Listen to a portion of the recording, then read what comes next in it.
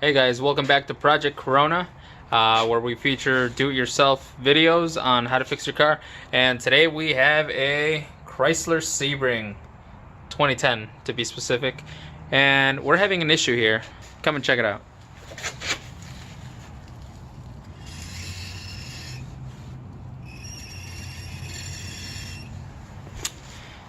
Yes, it's in dire need of rear rotors and brake pads.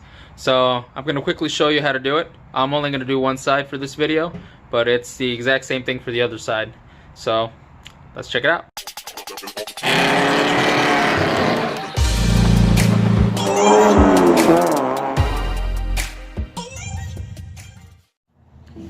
Alright guys, first thing that we're going to be needing is a 19mm half-inch socket, or a 3/8 if you really want, but I highly recommend using a impact socket because I will be using my cordless impact gun. Let's get to it.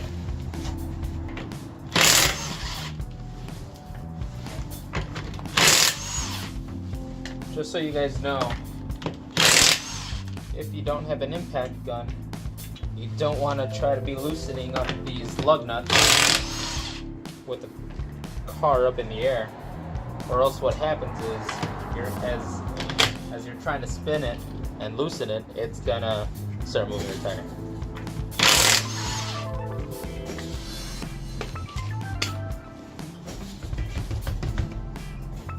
Little C's down there.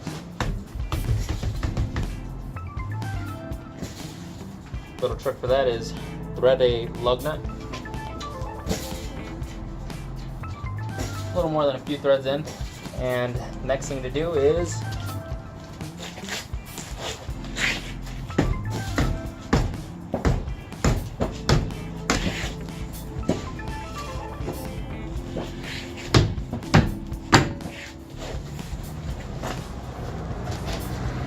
probably one of the more easier things to do. Now let's get it back off.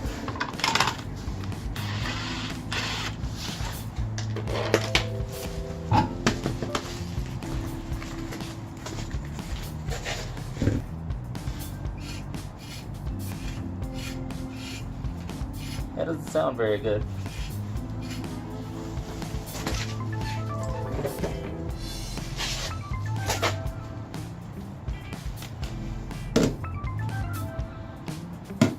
It's always good to get a little bit of lighting. It always ends up helping. Alright, now I'm going to quickly take you guys over here to this end. So basically what we want to do is remove this caliper, and in order to do that, we're going to have to remove that stud there and that stud there.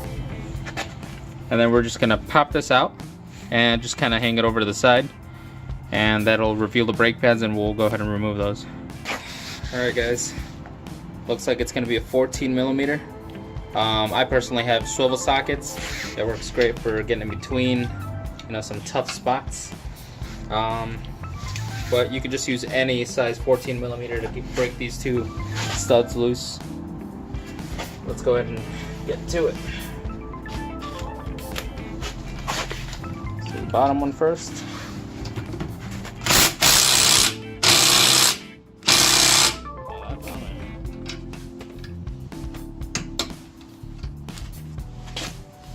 Alright, I guess that didn't work out too well.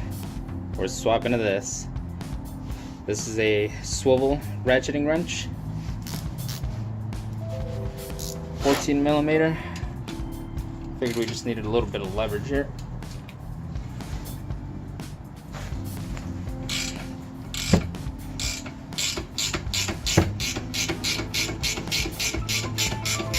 Oh yeah, much better.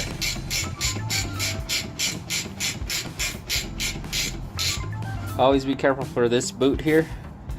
This is where you have a little bit of grease for those guide pins. And we will be cleaning and adding some new grease into it.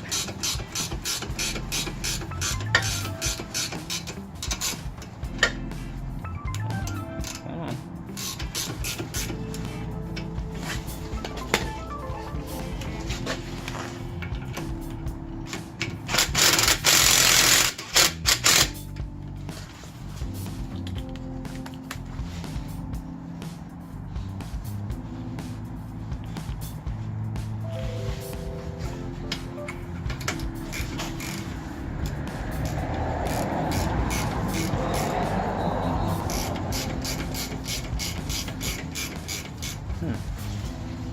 unthreaded.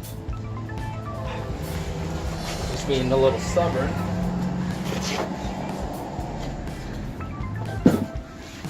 Like everything else, you can grab one of these guys or a flathead screwdriver, and of course a little hammer. Just a little persuasion, and everything should be fine. And that's why, as you can see, there's pretty much 0 to no grease in there, and that's why it was a little stuck. So we'll be cleaning this out and re-greasing it. Okay, for this top one, alright, for this top one here, this hose is in the way, and it's preventing any type of socket, even my swivel socket, to kind of fit in there. And actually, I don't think this one. Yep. So we got to use an open end 14 millimeter. Look at that first try. And let's go ahead. Now let's go ahead and try that.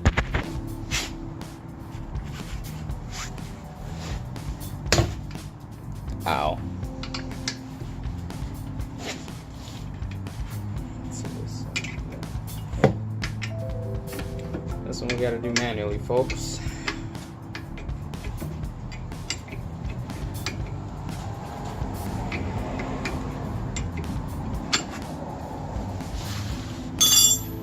Loose enough.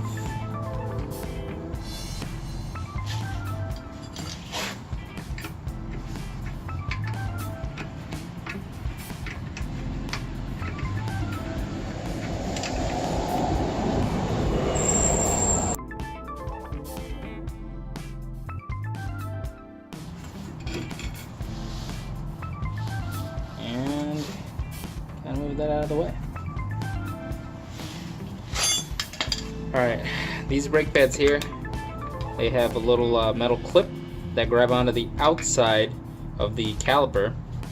So, because we're getting new ones, you can kind of just bend these out of the way. Just like that.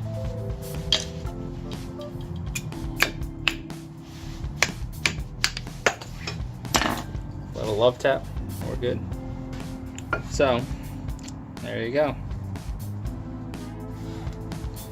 The brake pad really isn't that bad, but I mean, you can see a lot of score marks on it, some deep ones.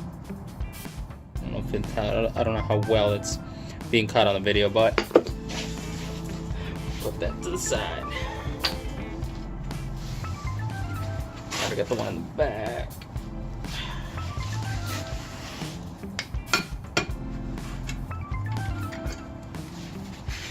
Tap with the hammer.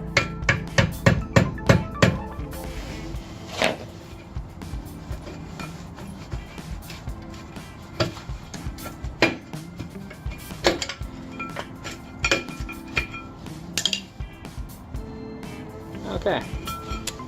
So the reason for the squealing, let me show you. This was the one on the inside.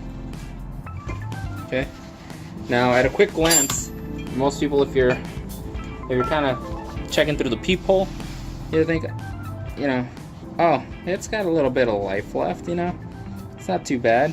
It's about 4 millimeters. But if you go down, it's under 2 mils. And then on the inside, same thing. So this pad is being worn unevenly, and I can bet you one of the big reasons is probably those guide pins not being lubricated properly, and so this isn't releasing properly. Alright, so we're just gonna pop this guy out and just move it, tuck it over to the side. Make sure not to actually leave it hanging, because you don't want to put any stress on this brake hose, because if it rips, then you're gonna need a new brake line there, and you really don't want to do that. It involves a brake bleeding procedure, and You know, why spend more money if you have to? Alright, the next thing, we got a little rubber grommet here. We pop out. And, yep, there we go. A little rubber grommet.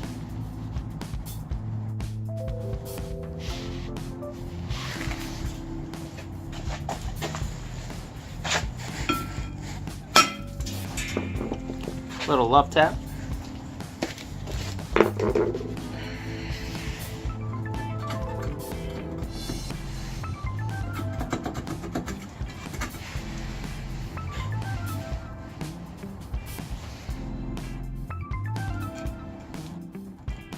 That's dirty. Alright, what you want to do here is go ahead and get yourself some brake clean.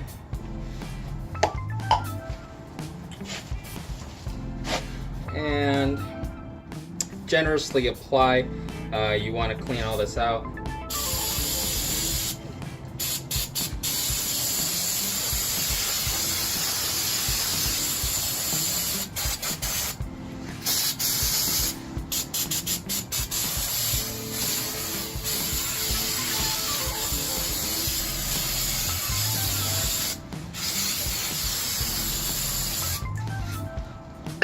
Just like that. Now the shoes in here, they actually don't look bad and they're evenly worn. So I'm most likely going to be leaving those alone. But behind it, you're going to see there's a point here of contact. And once you have yours apart, you'll be able to see another point down here and most likely one down there. And we're just going to be adding some grease to them. And just make sure to get some brake grease. They sell it at the auto parts store. And we'll go ahead and apply that right now.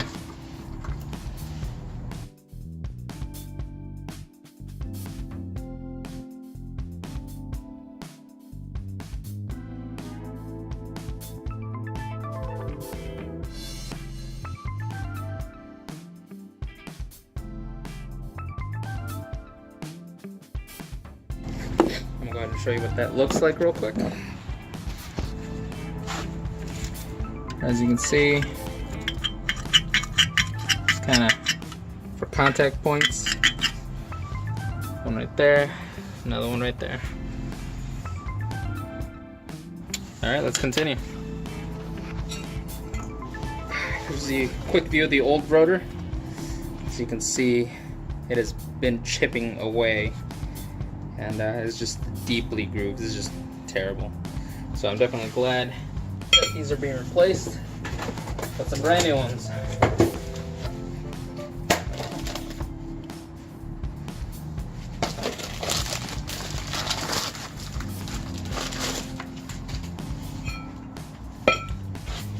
So here are the new ones that are going on there.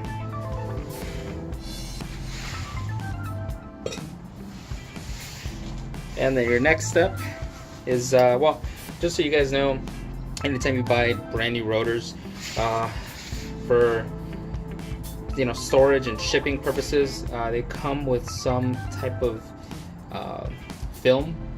Like it's probably hard to tell on the camera, but you want to clean it out. You just want to spray some brake clean. And then, as you can see, just wipe it down and you can see what's coming off. And it's just for storage purposes so that they don't rust. So you want to make sure you want to clean this surface, and of course inside where the shoes are going to be gliding, as I like to say. Alright, so let's go ahead and clean that.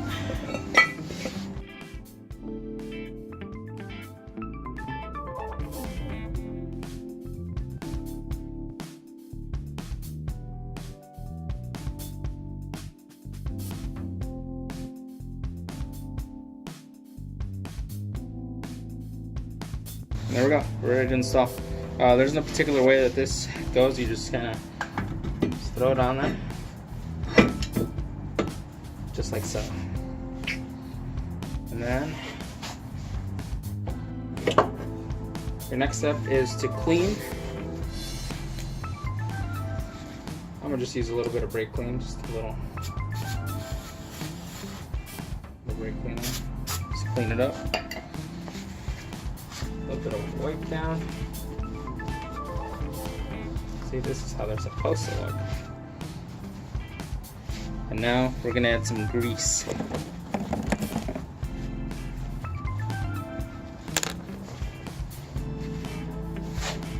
Same stuff we added to the point of contact. Just a little bit of brake grease there.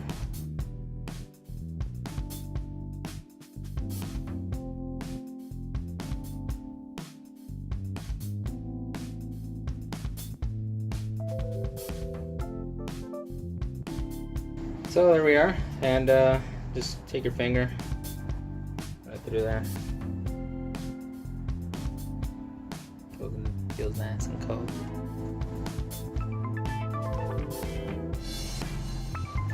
There we go. Step 2, don't forget to clean your finger or stick it back in the glove. Now we're going to go ahead and reinsert the top one.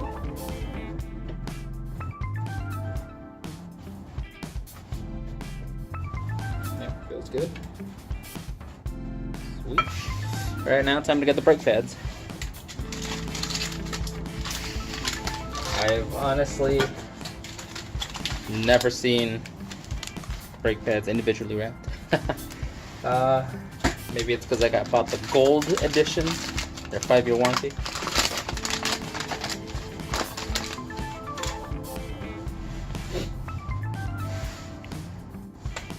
Look at that. I'm just curious, new brake pads here. New brake pads are roughly 10 millimeter, brand new in the green, right there. So you're definitely going to get a lot of life out of these. Typically on cars, the rear brake pads wear out the least amount because the front brake pads do about 70% of the braking, as opposed to the rear, obviously 30%. So that's why these puppies last a little longer in the back.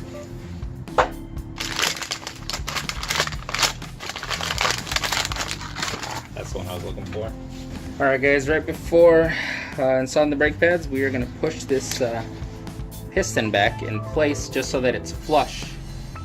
And I think I paid 25 bucks for these. This is a dual piston, as you can tell, but I can do the single piston. And let me show you how this works.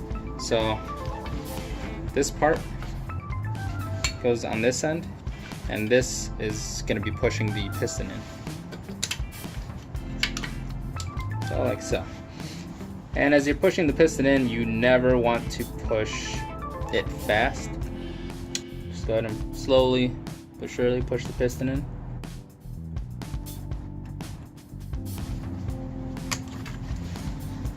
There we go, nice and flush. Before installing the brake pad, we want to lubricate some of the contact points in the brake pad. So I'm going to show you.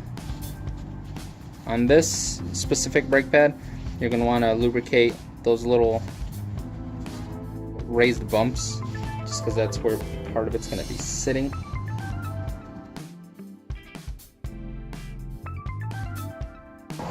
So that's how it is. And now we go on.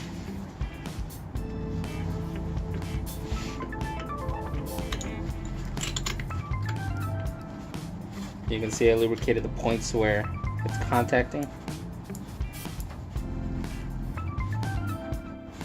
It's so that when, as you saw when we were removing the brake pads, they were stuck on there. And on this end, this is the end that the piston's going to be sitting on. This is the inside one. And what I like to do is lubricate in a circle here, just all over the middle. Nothing crazy, it's just a point of contact. I add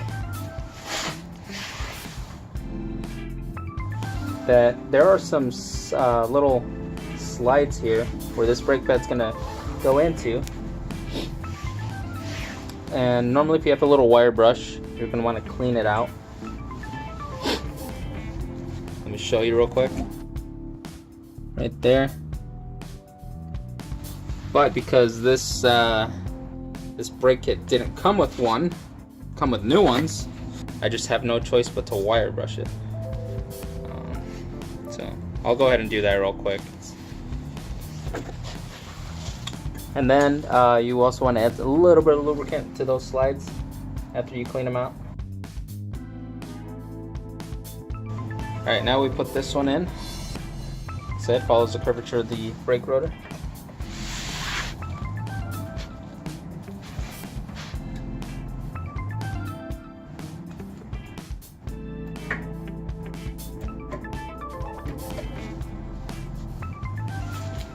And there we go. Just like that.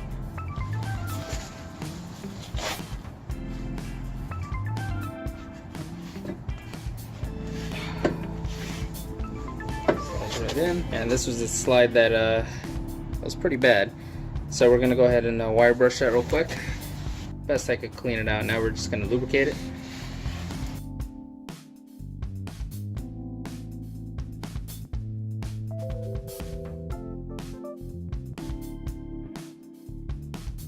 Take our lubricated slide, our guide pin, kind of move it around in there, get the lubricant moving.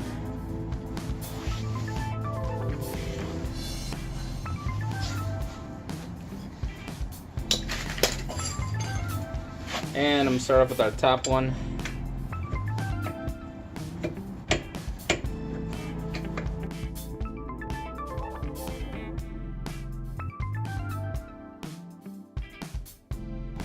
Before tightening the top one, you might want to make sure you can thread the bottom one in. There we go.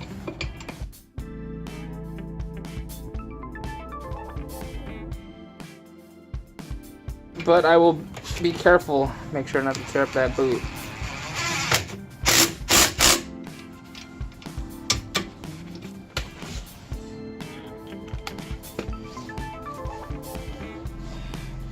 And just for the sake of checking, check and make sure it's tight.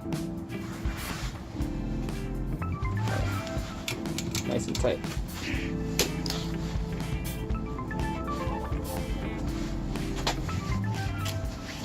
Last but not least, a little rubber dust boot. Goes into the new one.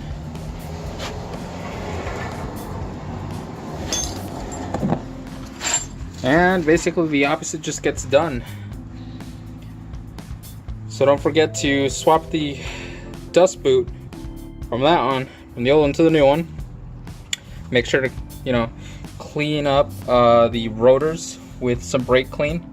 Anything that the brake pad's gonna touch, or the the shoes as well, the brake shoes on the inside, because they do have a thin transportation film, and you just want to get rid of that. And make sure to lubricate your slides. Lubricate all the contact points of the brake pads that are going to be touching the caliper. You do not need to break the, you do not need to brake bleed anything. But when you get in, before you just put it into drive or reverse, make sure to, press your brake pedal. I would say about 4 to 5 times, just to ensure that fluid is getting to these pads and then it creates contact. Because I have seen it where people have, after they're done with the brakes, they jump in, put it in drive, go, and then when they're coming to a stop sign, there's not enough fluid in here because you just push some of the fluid back with this guy, and now all of a sudden your brake pads are not contacting the brake rotor, so therefore you can't stop. So please make sure to always do that. That is a safety thing you always want to make sure to do. Alright guys, so that's it. It's the exact same thing to do on the opposite end. Again, this is a 2010 Chrysler Sebring, and these are the rear brake pads and rotors. Thank you guys for joining me on my new channel, Project Corona. Once again, my name is Isaiah, If you have any questions, please feel free to comment down below. You guys know I'm always here to help. Please like and subscribe as it goes towards helping build my new channel. And don't forget to hit that notification bell on the side, you know, to keep you updated on my new videos, right? You guys wanna see more videos. All right, see you guys. Bye.